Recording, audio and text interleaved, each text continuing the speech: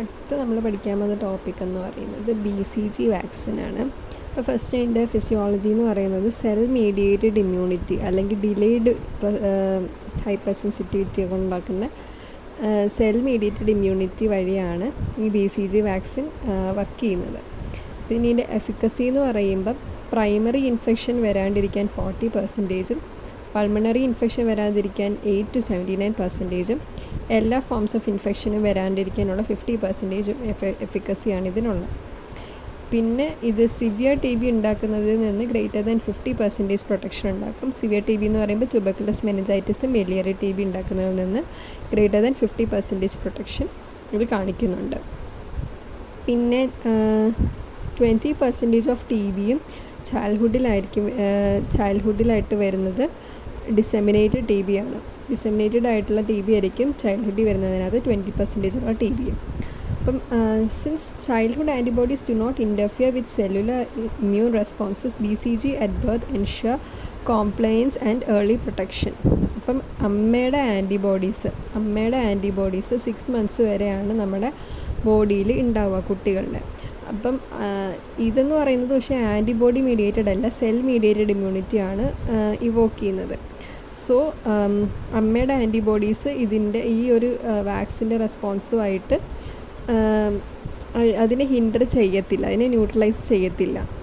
അപ്പം അതുകൊണ്ട് തന്നെ നമുക്ക് അറ്റ് ബർത്ത് തന്നെ നമുക്ക് BCG കൊടുക്കാൻ പറ്റും. അങ്ങനെ അറ്റ് ബർത്ത് തന്നെ കൊടുക്കുമ്പോഴത്തേക്കിനും കോംപ്ലയൻസും കിട്ടും, ഏർലി പ്രൊട്ടക്ഷനും കിട്ടും.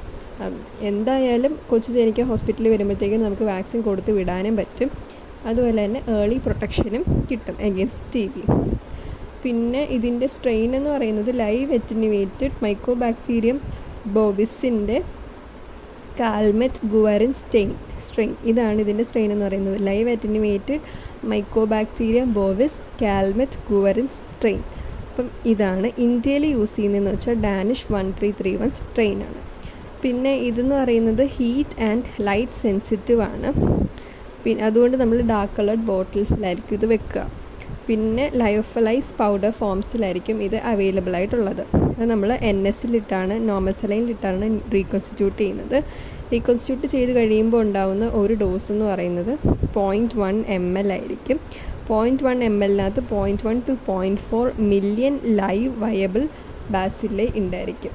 0.1 mlനകത്ത് എത്ര? 0.1 to 0.4 മില്യൺ ലൈവ് വയബിൾ ബാസിലെ ഉണ്ടായിരിക്കും. ഇത് നമ്മൾ 2 to 8 degree Celsiusൽ വേണം സ്റ്റോർ ചെയ്യാൻ. അപ് ടു 1 year നമുക്ക് സ്റ്റോർ ചെയ്യാൻ പറ്റും. പിന്നെ റീകൺസ്റ്റിറ്റ്യൂട്ട് ചെയ്ത് കഴിഞ്ഞ് കഴിഞ്ഞാൽ MMR പോലെ തന്നെ 4 to 6 hours നമ്മളിത് യൂസ് ചെയ്തിരിക്കണം. പിന്നെ എവിടെയാണ് നമ്മൾ ഈ വാക്സിൻ കൊടുക്കുന്നത്? നമ്മൾ ഡെൽറ്റോയിഡിൻ്റെ ഇൻസേർഷനിലാണ് കൊടുക്കുന്നത്, ലെഫ്റ്റ് ഷോൾഡറിലാണ് കൊടുക്കുന്നത്. MMR നമ്മൾ റൈറ്റിലാണ് കൊടുത്തത്. അപ്പം BCG നമ്മൾ ലെഫ്റ്റ് ഷോൾഡറിലാണ് BCGയുടെ സ്കാർ വരിക. ഇൻട്രാഡെർമലായിട്ടാണ് 0.1 ml 26 gauge നീഡിൽ വെച്ചാണ് കൊടുക്കുന്നത്. അപ്പം ആദ്യമേ ഒരു വീലായിരിക്കും ഉണ്ടാവുന്നത്, which is 5 to 7 millimeter. 1 week കഴിയുമ്പോഴത്തേക്കിനും അതൊരു പാപ്യൂളായിട്ട് വരും, വിച്ച് ഇസ് 4 to 8 millimeter.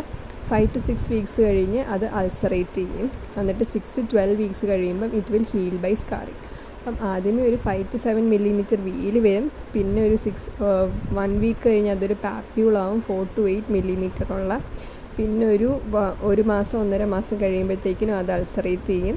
വീണ്ടും 1 മാസം 2 മാസം 3 മാസം കഴിയുമ്പോഴത്തേക്കിനുമാണ് ഇത് ഹീൽ ചെയ്യുക.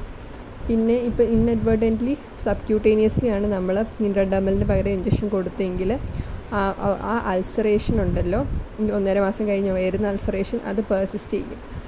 അതുപോലെ തന്നെ ആ സെയിം സൈഡിൽ ആക്സിലറി ആൻഡ് സർവൈക്കൽ ലിംഫഡിനോപ്പതി ഉണ്ടാവും. പിന്നെ ഷെഡ്യൂൾ എന്ന് പറയുന്നത് നാഷണൽ ഇമ്മ്യൂണൈസേഷൻ സ്കെഡ്യൂൾ വെച്ച് നമുക്ക് ബർത്തിലാണ് BCG വാക്സിൻ വരിക. പിന്നെ 1 year വരെ ക്യാച്ചപ്പ് ഉണ്ട്. IAP വെച്ചാണെങ്കിൽ ബർത്തിൽ ആണ് വാക്സിനേഷൻ വരുന്നത്. പിന്നെ 5 years വരെ ക്യാച്ചപ്പ് ഉണ്ട്. പിന്നെ അഡ്വേഴ്സ് ഇഫക്റ്റ് എന്ന് പറയുന്നത് ഈ ലോക്കൽ അൾസറേഷൻ ഉണ്ടാവാം, പിന്നെ ഒരു ഡിസ്ചാർജിങ് സൈനസ് ഉണ്ടാവാം, ആക്സിലറി ലിംഫഡിനൈറ്റിസ് ഉണ്ടാവാം. ഇമ്മ്യൂണോ ഡെഫിഷ്യൻ്റ് ആയിട്ടുള്ള പേഷ്യൻസ് ആണെങ്കിൽ ഡിസെമിനേറ്റഡ് ഇൻഫെക്ഷനും ഓസ്റ്റിയോമൈലൈറ്റിസും സ്ക്രോഫിലോഡെർമ അതായത് സ്കിൻ TBയും ഉണ്ടാവാം. അപ്പം ഇമ്മ്യൂണോ ഡെഫിഷ്യൻ്റ് ആണെങ്കിൽ ഓസ്റ്റിയോമൈലൈറ്റിസ്, ഡിസെമിനേറ്റഡ് ഇൻഫെക്ഷൻ ആൻഡ് സ്ക്രോഫിലോഡെർമ ഉണ്ടാവാം. ആരിലൊക്കെയാണ് ഇത് കോൺട്രാ ഇൻഡിക്കേറ്റഡ് എന്ന് പറയുമ്പം ഒന്ന് സെല്ലുലാർ ഇമ്മ്യൂണോ ഡെഫിഷ്യൻസി ഉള്ളത്, അല്ലെങ്കിൽ സിംറ്റമാറ്റിക് HIV, അത് ഒരു ഇമ്മ്യൂണോ ഡെഫിഷ്യൻസി സ്റ്റേറ്റ് ഉള്ളവരിൽ ആണ് ഇത് കോൺട്രാ ഇൻഡിക്കേറ്റഡ്. ഇവരിൽ ഈ ഒരു വാക്സിൻ കൊടുക്കുകയാണെങ്കിൽ within 6 to 12 months disseminated BCG disease ഇവരിൽ ഉണ്ടാവും. അപ്പോൾ ഇത്രയൊക്കെയാണ് BCG വാക്സിനെ പറ്റി പറയാനുള്ളത്. Thank you.